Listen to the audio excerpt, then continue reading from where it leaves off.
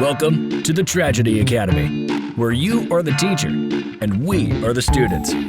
Together, we will learn from past tragedy to lay the foundation for a better humanity.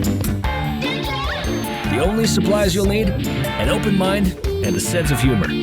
So, tilt that chair back, talk out of turn, and never raise your hand, because this is the Tragedy Academy, and class is in session. Non pura scholar. So, you remember, you heard me say like, remember that crap?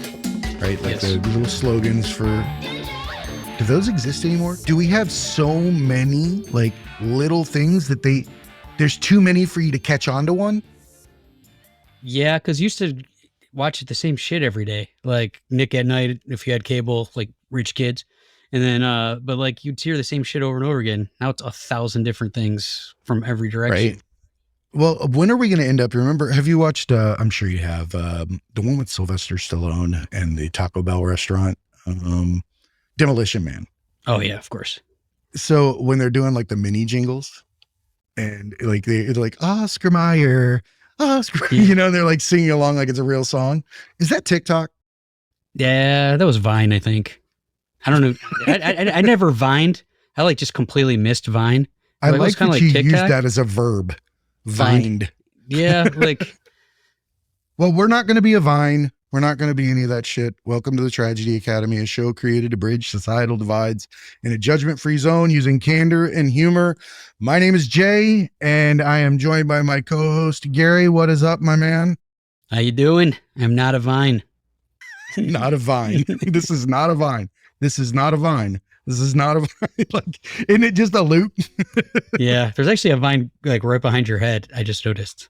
Is that Is a it real really? plant? Oh yeah, that's like the Oh, Roku nice. Vine when you haven't touched the TV in a while. It's on. Like, I don't know. That's the background that was chosen. I think it's the default one.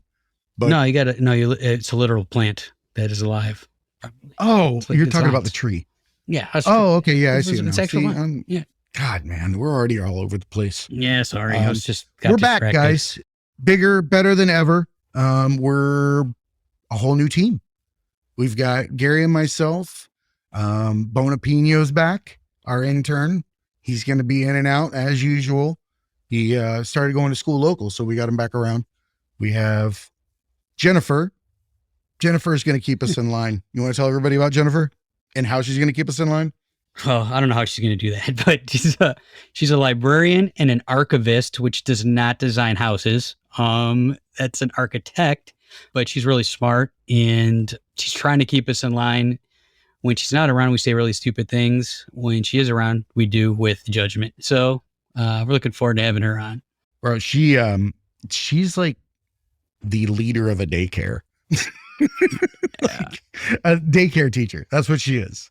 Yeah, it's like really, like she's really smart, you know, and she puts up with us. So hopefully She's she the sticks host around. of Big Book Energy. She's an archivist. She's a librarian. She's got 1 million degrees and definitely allows us to be able to be kids while we've got an adult in the background getting all of the important stuff done. So we appreciate her. So thank you, Jennifer. Yes. And she's the host of Big Book Energy, which is super cool. She's going to bring some books to the show, and we're going to start putting together like a TTA collection of books that we endorse and stuff like that. You know, bring a little intelligence to the mix. Yeah, I won't be recommending too many. I sent over the Kelvin and Hobbes greatest hits, and she's like, "No, this isn't what I do." So, Yeah, Gary, would you please stop sending pamphlets? These It's don't like- count. they're really long pamphlets. They're printed on both sides.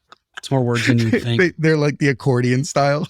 Yeah, it's like, come on. That would be hysterical. So yes, we have Jesse is new this well, I keep saying season, but we're not doing seasons. We're just relaunching. So I tried to get that word out of my system because we're not going to keep doing this over and over again. We're going to be running pretty constantly. So Jesse He's just is new. now part of the team, and he actually hosts a newer show, Convoluted Crime, or Convoluted. That's what it's called. And he works with exonerees, interviewing them, things like that. And he's really good with cameras and audio stuff. And he helps us out. He helped us out during our openers. We had 4 guests, and he did really good on the board. We didn't give him a microphone. Apparently we should have. had things to say after the fact. Yeah, like I thought we thought of everything, but I was kind of not trying to die in Florida, and I forgot about a microphone. That state wants me dead. I don't know what I'm going to do about that. You did get a little overwhelmed with the wildlife here. That's the one thing that people don't get, that Florida is not just wild people, there's wild animals. I don't know how it's still a thing, like how everybody's managed to survive this long there. It's like, let's go to the mall and there's something that tries to eat you. Like, why? No. Yeah, well, for those of you that don't know, Gary ran into the sandhill crane that frequents the area around our home. There's a whole bunch of them. And for those of you that don't know, they're about 4 foot tall. They're like human height.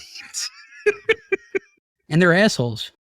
Yeah, they stand in the road and they don't move and they look at you as if I dare you, because you will be mowed down by every person in the neighborhood for messing with one of those birds. And they have a beak on them that looks like a bayonet. It's so like long. This long.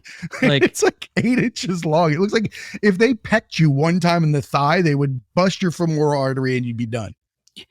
I love Florida. Behind me is a guy in a huge lifted truck. What the fuck, go? And on the side's a Karen going, you're going too fast. Like, I don't know what to do. There's nothing you can do here. You're perpetually wrong. Yeah. Florida, you are just wrong. That you'll be wrong in front of somebody at some juncture because it's such a it's such a diverse group of people that you will be judged from every direction by one of the groups at any given time. It's good. I'd rather that than like all the same people judging me. So it's like, we'll spread it around. It's like a see and say. You pull the string and it's like, the redneck says you're not a patriot. Like, I don't know. Like the Karen says, get off my lawn or pick up the poop. Yeah. How am I supposed to pick it up? Ever. Yeah. Pick up the poop. I'd buy that.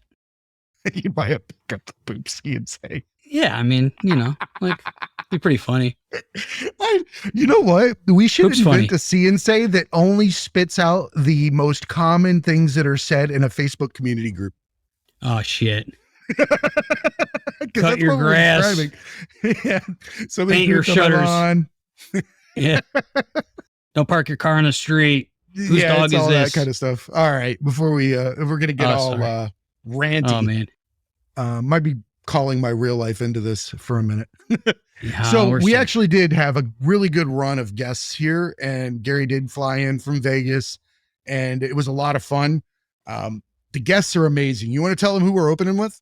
Man, like I'm in my 40s. I grew up in the 80s and 90s and wrestling was everything to us. And we had Ellie Neidhart, who was married to Jim the Anvil Neidhart, who I always was. I had the flat top. My brother always wanted to be, the good looking one.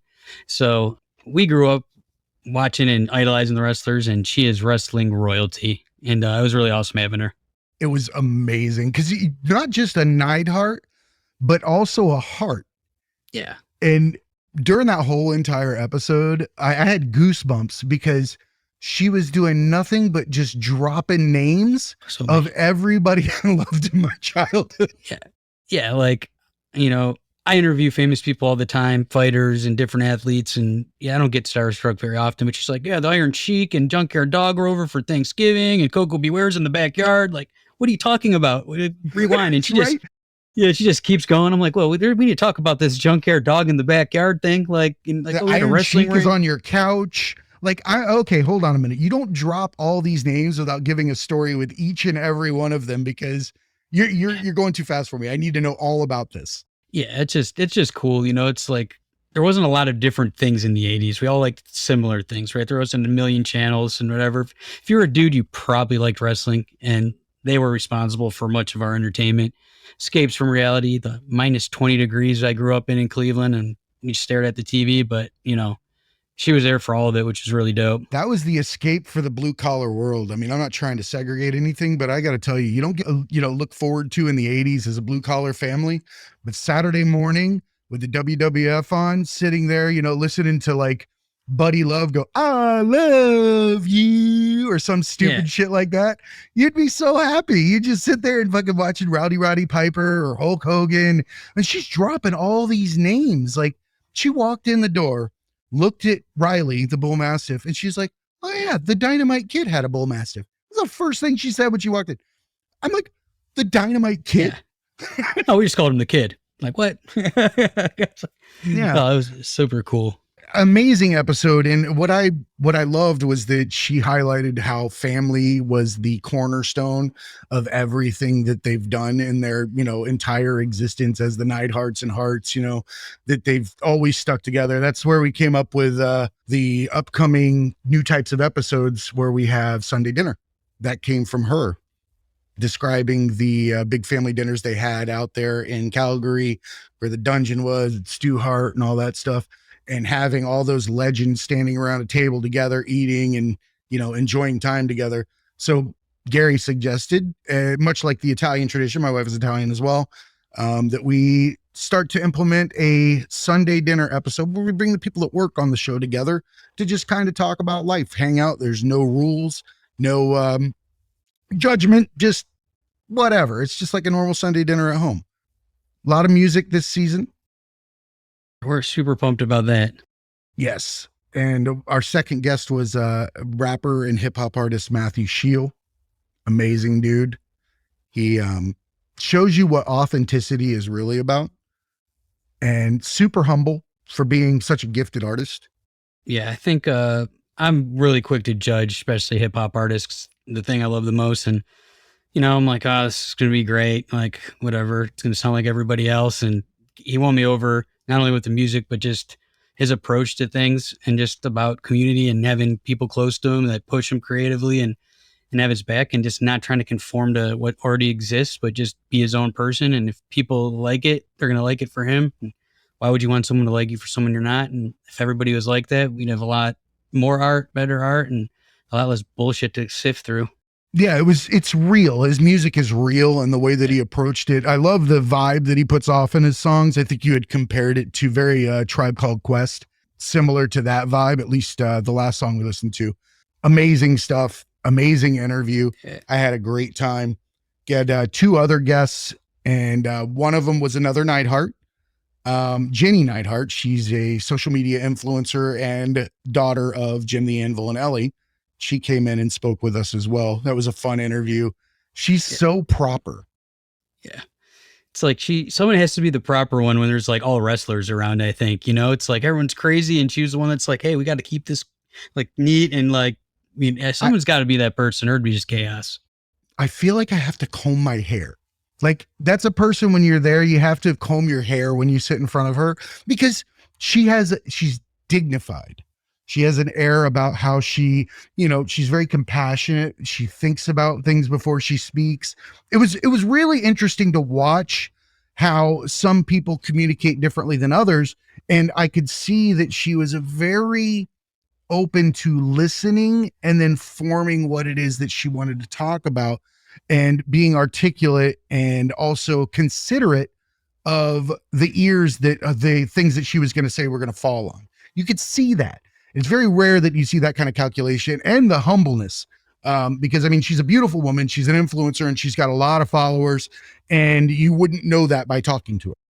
Yeah, I'm the opposite, and I could learn a lot from people like that, because I just spout out whatever comes, into mind, and that gets me in a lot of trouble. And, more than me, like my family and stuff's like, oh, shut up, like you got the same last name as us. But, I think, you're shaming the name. Yeah, I've been known to do that a time or two, but it's good to see, the other side, and there's like a happy medium for me. I can never go all that way because I'm not proper. No, you feel like she genuinely cares about what you're saying, and she genuinely cares about what she's telling you. And that's a rare thing in this day and age. That sounds like the beginning of Family Matters. It's a rare. Yeah. No, I just dated the shit out of myself. Yeah, we gotta do a remake of that song, I think. But it's. Oh, you want me to sample Urkel? Is that the first challenge? You're gonna make me sample Urkel in a song? Because that's something we were talking about doing this year. Doing some challenges with each other and different people, having some different artists, rappers, vocalists, all sorts of stuff. Yeah. Just kind of sharing our art with each other. Yeah, if you do any kind of music, whether it's classical to rock, country, whatever, we'd like to collaborate and just make cool shit. And Jay has this weird ass talent of taking the worst sounds you've ever heard in your life and making them sound, like, I don't even know, like kazoos and fucking bike fucking bells. And I mean, I don't even know what these things are. I'm like, oh, and then, that sounds good. Like, oh, all right. Like, that's a weird talent to have, but you pull it off. I think I just figured it out. I have such an annoying voice and human nature that I have learned to take annoyance and turn it into something tolerable for other people. It's literally your job. Like, make myself palatable. It's just good. It's doing well. Like, a lot of people watch this, so it's working. Yeah, right? You got me as a fan and then on as a guest, and like, hey, you're doing something right. Yeah. What? Just enjoying it, enjoying the process, and the rest of it just kind of comes with it.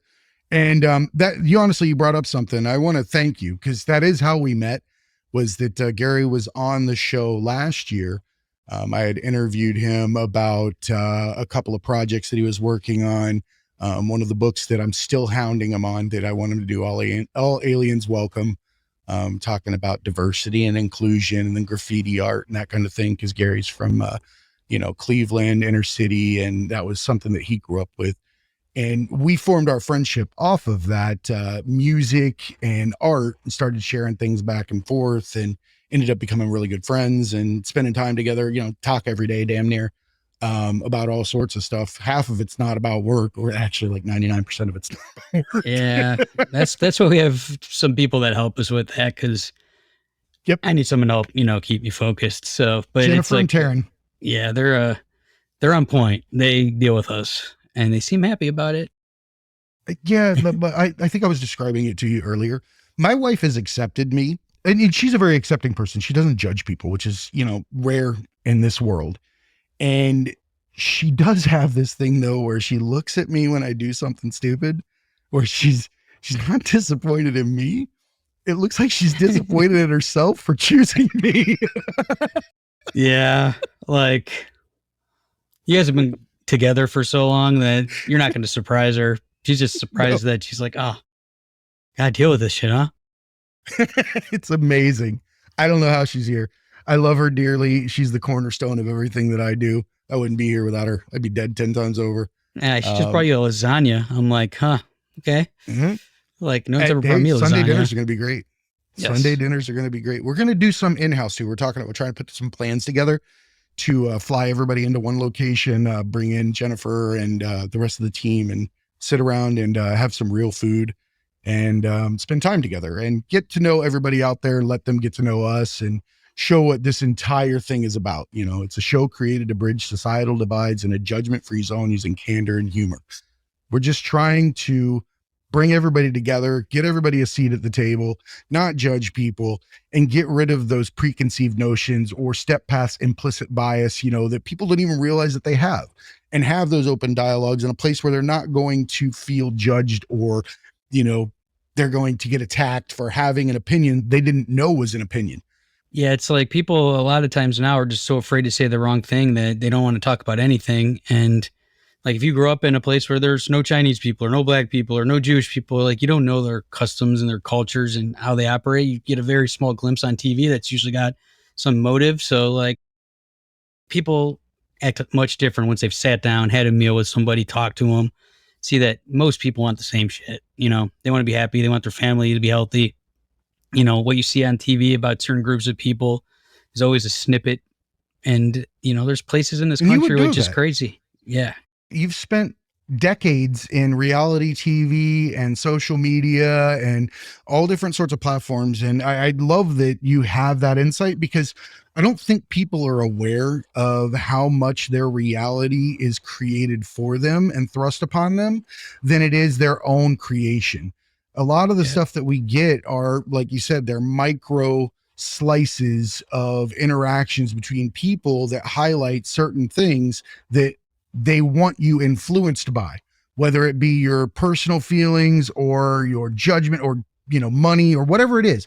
They're trying to elicit a response with these slices, and they're not the full picture. And I think that you're a great person to bring that to light when we have these conversations about what people actually don't know.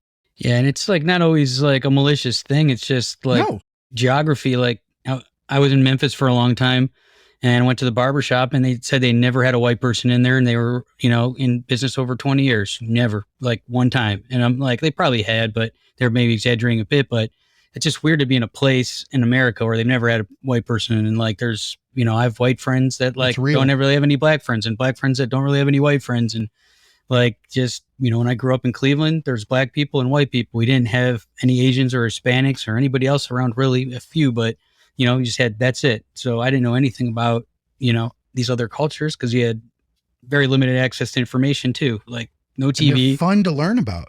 Yeah. They're so fun to learn about. And people that have listened to the show for a while, there's an episode a while back with Andre and Nikki Lanier on. If you've listened long enough, you know that, I grew up in a very hillbilly rural area. Weren't many black people at all. But my best friend, he's black and he's from Chicago. It's not about where you're from.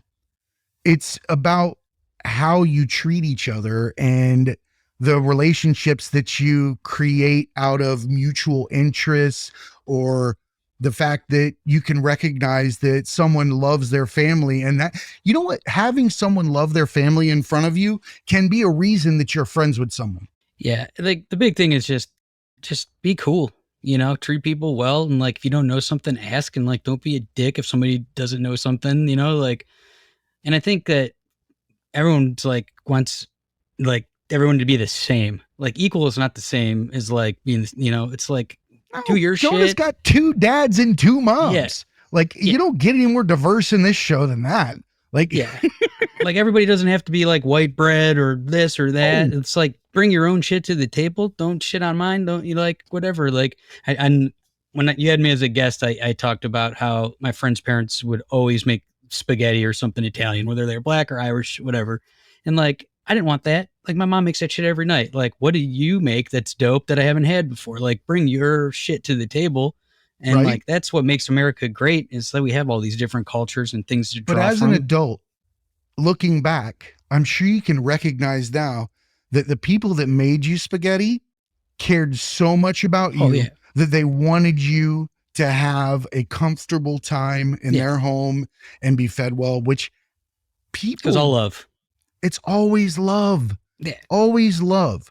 And we need to highlight that more. That's why I'm excited about the Sunday dinner stuff. Plus, something I like to eat. I called it colored greens for like years because they like wouldn't like, they wouldn't correct me. And I was like, hey, you should have corrected me before like I went somewhere where that wasn't good. You and my racist Uncle Randy. Yeah. We called it that. I didn't know. Like I was like 12 years old, like at a barbecue once, and this lady's like, what did you call those? I'm like, well, that's what they're called. She's like, no, they're not. They're collared. I'm like, collared? That's not a thing. I'm like getting yelled at and shit. I'm like, oh, like, and I told my homie, he's like, yeah, fucking, we always talk about how you call it the wrong. Like, what? Like, I love friends that don't tell you. Those are my friends. They would do that. They would let you go out there and navigate the world with the wrong vocabulary just because they love that you're telling people something that just is completely nonsense. Hilarious. But like now, like I would get fired for saying that, and they'd be like, it wouldn't be just a mistake. It'd be like, oh man, like there's no tolerance. And like, that's ridiculous because it's having an effect where people can't be open at all anymore. And it's like counterproductive. It's all about intent, man. Yeah. It's all about intent. If your intent is to harm with your words, then that's the ones that you take issue with, not the ones that are made as a mistake. We can't jump on people for saying things that they didn't know were wrong yet. Yeah, exactly. Once you know, you know. Cool.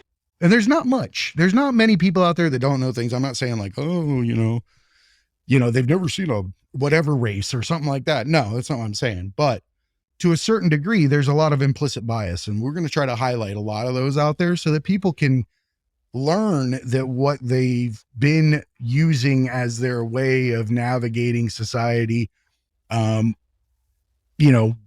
before they figure out that it's actually not an acceptable way to navigate society. It's kind of like comedians. I love comedians and stand up because you're able to call out the most iconic issues with society without offending somebody individually. And I think that some of the were allowed minds, to. Yeah, like George Carlin. Yeah. He would get canceled in like 4 minutes today, which is like the sad thing. It's like you have to, wouldn't he? You have to like leave that open. And me and my friends got through a lot of like our differences by just breaking each other's balls about like ethnicities and shit like that. And it's like give and take and like pointing out the terrible things, but in a humorous way. Cause you can't just talk about it sometimes because no one wants to hear it. But if you wrap it in comedy or music or something, it's like the Trojan horse that gets it in there and like it'll open up the conversation. But now one wrong thing. Diffuses the situation. Laughter is a gateway to a lot of healing. That's why they tell people that have like any kind of disease or that they're combating that they should watch funny movies, laugh as much as they can, change the level of their energy and get happy. It's because it truly does help you transform and grow. And I think that that's going to be one of our cornerstones of this, relaunch, is that we stay true to the things that we believe help us as humans integrate and become more accepting. And that's things like humor, authenticity, loving who you are, getting out there, sharing your music, sharing your art, whatever it is that makes you unique and who you are. Gary's a shoe guy. I'm a t-shirt guy. I like socks. He likes hats. We have unique things that we're going to share. Jennifer's going to share intelligent shit, not fucking nonsense items like I just named off, like books and things that'll help you grow as a human. You can read a shoe, but you can't wear books. That's a thing. Write that down. You could read a shoe, but you can't wear books. Fucking t-shirt. You look, all these have writing on them somewhere. I don't even know how to process that. That doesn't make any sense. I don't even know how to take that. So,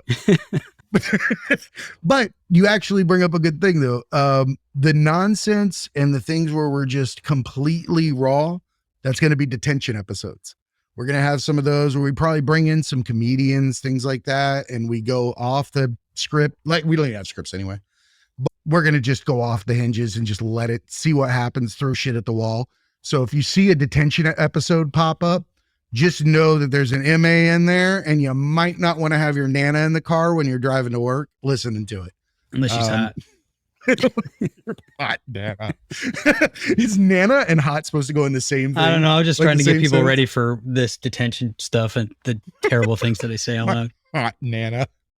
I mean, like, in theory, like, it could still be attractive. There's people my age that are is in the eye of now. the beholder. Yeah. I believe that. Yeah. Ask my wife. She's definitely got a unique look when she takes me as her prize. She's like, well, I'm calling myself a prize. That's pretty narcissistic. Hey, yeah, we're all a prize. We're supposed to. We are a prize. Yeah. If you don't like yourself, who's going to like unique. You? Yeah. That's a great statement, dude. And people don't think about that. We're always like, oh, they don't love me. They don't like me. I'm like, do you like you? Do you love you? If you don't, how the fuck do you expect somebody else to? Yeah, like it's hard to like look at yourself and like try to pick apart like, but I'll tell you what, start trying to do a podcast and listen to the shit you say and watch your face. Like you start like, I've never been more critical in my life. Like I'm terrified of like nose and ear hair now. Like I'm like, these don't even work. I just had an ear hair on the first episode and I just like never gonna let that happen again. I can't hear anything. You're wearing those are actually shooting muffs. You're wearing shooting muffs while you did to cover up your ear hair, dude. I yelled at my dad last time I saw him about his shitty genetics and the fact that now when I go to the barber, they have to fucking trim me like a mogwai. I'm like, getting the ears, getting the eyebrows. At least you do it though. Oh yeah, I got to do it. Yeah. There's going to be a moment where I quit. I'll quit at some point. I think there's an age where you just go boop and you start letting those tufts come out the ears and you just give up on life. Yeah. I just like, I think that's one of the things I'll probably keep. Like I'll your keep hair? like, no, like keep clean, like somewhat of a clean appearance. Like I hate when my beard gets on my neck and like itches and like, oh yeah, I don't know. I don't mind my beard. It has to get to like a certain level, I think. And then it doesn't itch anymore, but yeah, you don't want to have the in-between beard. It's kind of like growing your hair out. You have like the mushroom for a little while or the Karen, any hair above the chin. Yeah, I just start sending all my food back all of a sudden. I'm like, oh, I'm at that stage. We're not even going down that road. Hey, if you send your food back, you were never poor and you never worked in a restaurant. Sorry. Like it better be real fucked up or I was so poor. I ate people's food that they sent back when I was working in the kitchen. I was like, look at this perfectly good steak. I'm going to eat it because I'll never get steak again. How are you not like noticing that you're being rude to the person who's going to be alone with your food? Like, how do you not think that? I mean, I go by that all the time. Like, come on, like just be extra Blinders. nice and don't come back Blinders. if it sucks. Yeah. Yeah. Oh, no. If you're going to complain after you get the check. Yeah. It's not going to do you any good. And They're then not- measure yourself at that point and whether or not it's going to be constructive or cause any kind of productive change. If it's not, move on. Go buy If it's yourself raw a chicken. shake. Yeah, exactly. Get a Snickers bar on the way home. Suck it up. Yeah. They change from Betty White to whatever. Rest in peace, Betty. She's a great person. Oh, she's I not love alive Betty White. anymore? Oh, No, man, I thought passed she was away going to like make it last to 300. Damn. I didn't. So how do you not know that Betty White? I just, because That's like not knowing Michael Jackson's dead. No, because I always thought she was dead and then she wasn't ever actually dead. So I just figured she was never going to die. That's amazing. So I had been dead the whole time. We're going to check in with you periodically to see if Betty White's still alive. I don't know. It'll be great. Like that's disappointing. It is disappointing, right? Like that's a walking smile. She was like just happiness and gray hair and love. Like, Yeah, she like looked everybody she gave liked good her. hugs. Yeah. She's a good person. It's like I seems don't like wanna she was end the on same age shitty- forever. Nah, She gave, really did, right?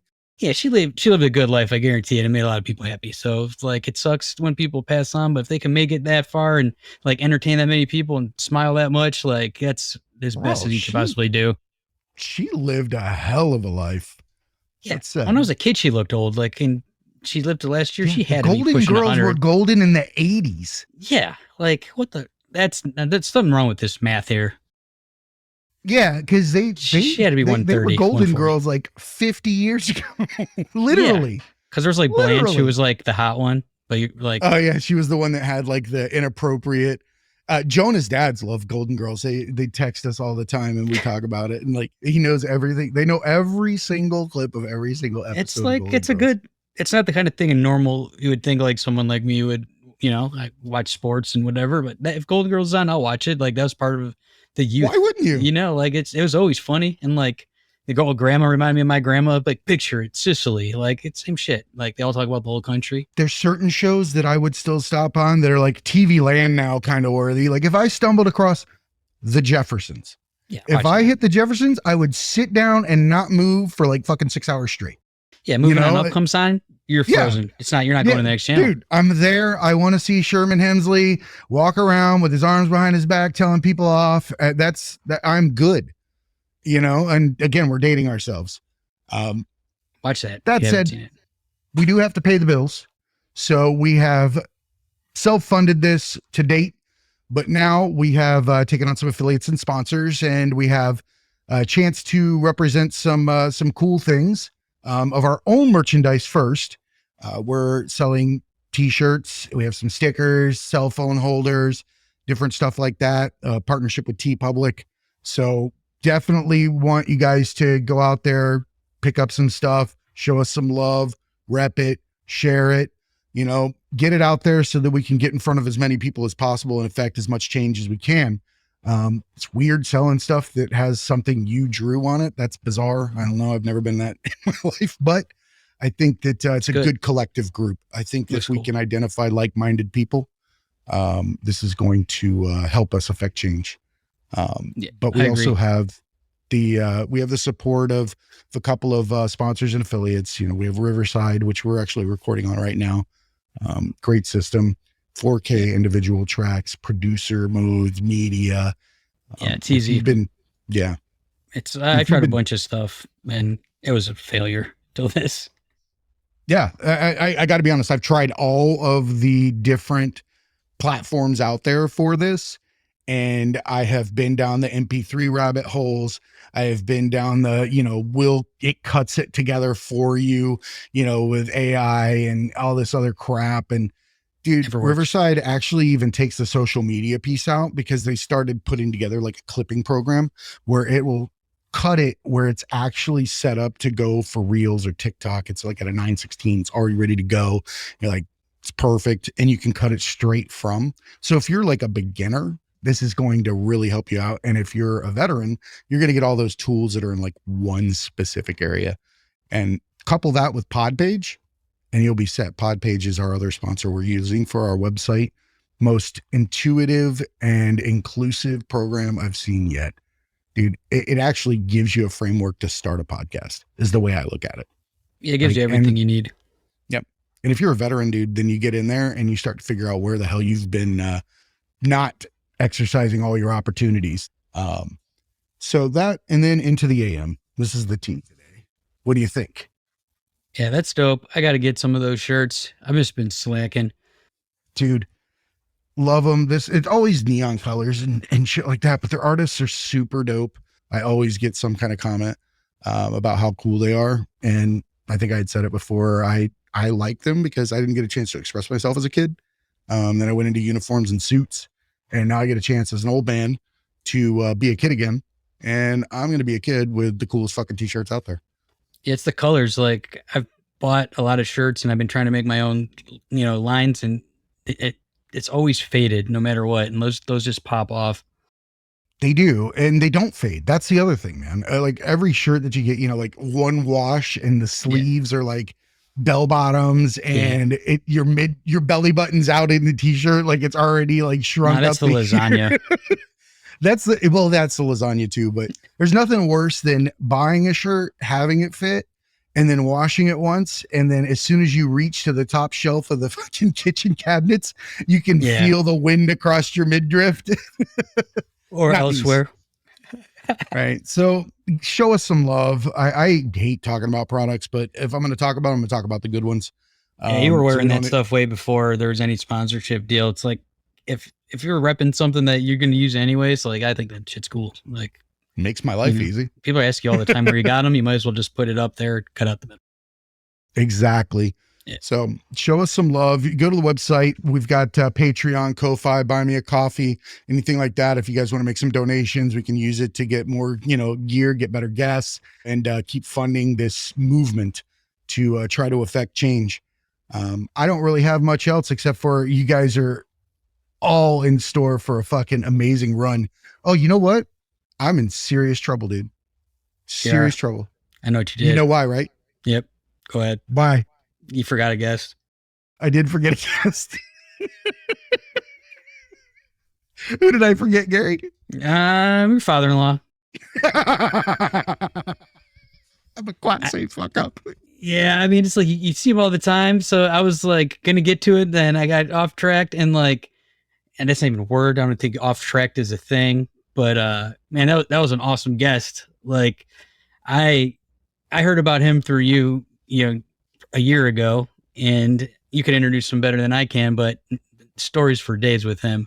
Yeah. What people don't know is my wife is a child of two immigrants, one from Italy and one from Colombia. Her father's from Colombia, but he has the wildest story about how he came here and then ends up, finding his solace playing basketball in New York City from Colombia. So being a New York street baller in a place where you barely even speak the language and navigating that life and all the different things that he talked about, amazing. I'd been dying to get him in here and you gave us this real big push for it. And I'm super happy that you were on board for that. And we wouldn't have done it without it.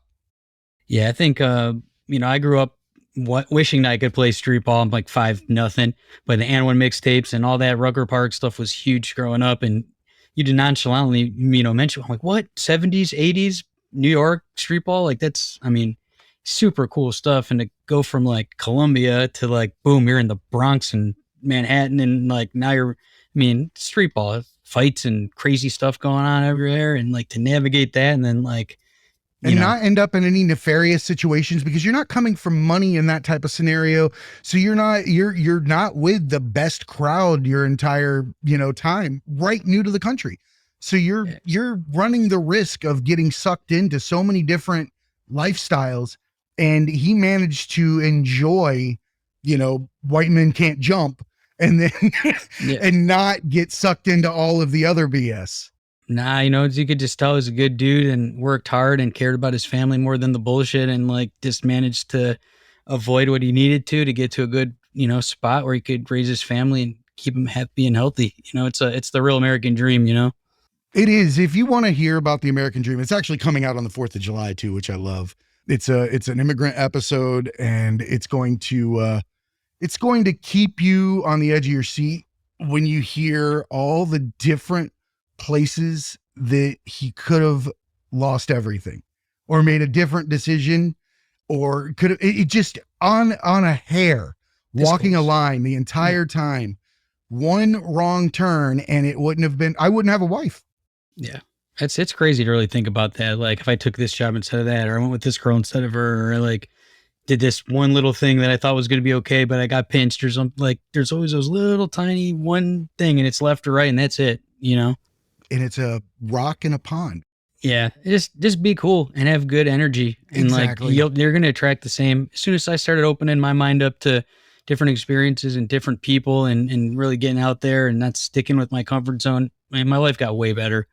You know, there's just a lot of shit I wouldn't have done, you know, growing up where I did, and people I wouldn't have, you know, hung out with for whatever reason. Same. And like now, like, I don't give a shit like who you are, what you do, anything like that. Like, if you are cool, I'm cool, and I'm riding with you no matter what. And if somebody doesn't want to be on that ride, then they could get off. Cause, you know, if you're a good person, and like, I will stand right, you know, beside you. Like, there's times where this person or this religion and sexual orientation and race and age and social class, and like, it doesn't matter. My best friends are from all of those categories, and we all bring something to the table, and we're cool and we're creative, and we help each other out. And everybody could have that if you stop judging each other and being shitty and jealous and worrying about what you don't have 100%. or what they do. Just, you know, and I'm not perfect. I get caught doing it all the time. And luckily I have the kind of friends that put me in check when I do that kind of shit too, and say, hey, you know, you're We fucking don't up. know dude. what Yeah, we don't yeah. know. I openly talked about this back in the day. I would call Andre and ask him if he would hold racist court with me, because I had a situation that I had been in where I wanted to know whether or not what I was thinking or how I, you know, came across or something like that. And it's always been no. However, one of the cool things is we would talk about what the mechanism was behind the reasoning for that, you know, particular situation, what implicit bias there could be, or what background that would make that someone views something that way. Whatever it is, we don't know till we know. So we would have, it was veiled as a joke, you know, we would, you know, talk like that, but I would actually learn, you know, and talk, and we would have an open dialogue about something. Plus he just knows I'm not. So it's, I can kind of get away with being an idiot.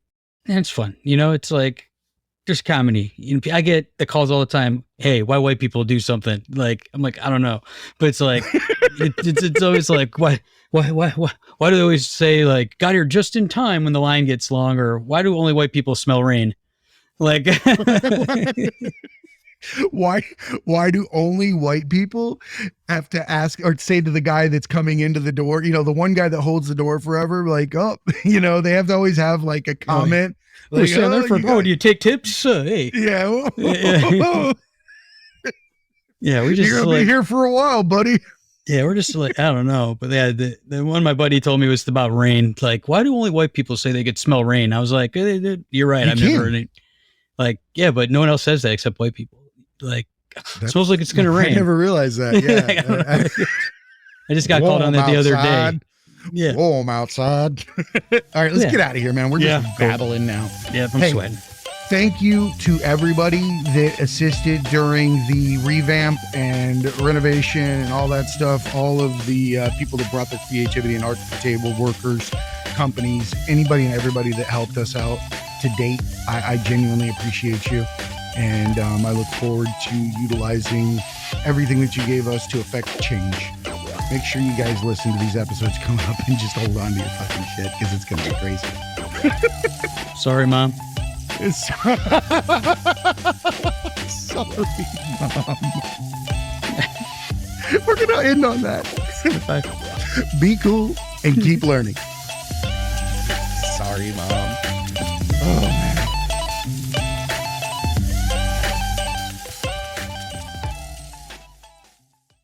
What's up, academics? This is Jay. I'm here to talk to you about Into the AM. This is a clothing and apparel company that I came across last year that has the absolute coolest designs. And the reason why I was attracted to it is because I grew up without a lot of money, like many others, and had to shop on that outlet rack with the irregular items. Things like the fly was over 4 inches to the left, or the right sleeve would be twice the size of the left. It looked like I was growing horizontally. Like, it's okay, honey. You'll grow into your left arm. So you really don't get a chance to express yourself the way that you want to. You go into life, you start putting on suits, you start putting on uniforms, and you realize you'd never had a chance to truly express yourself. Enter Into the AM, a team of artists and creators who share a common vision.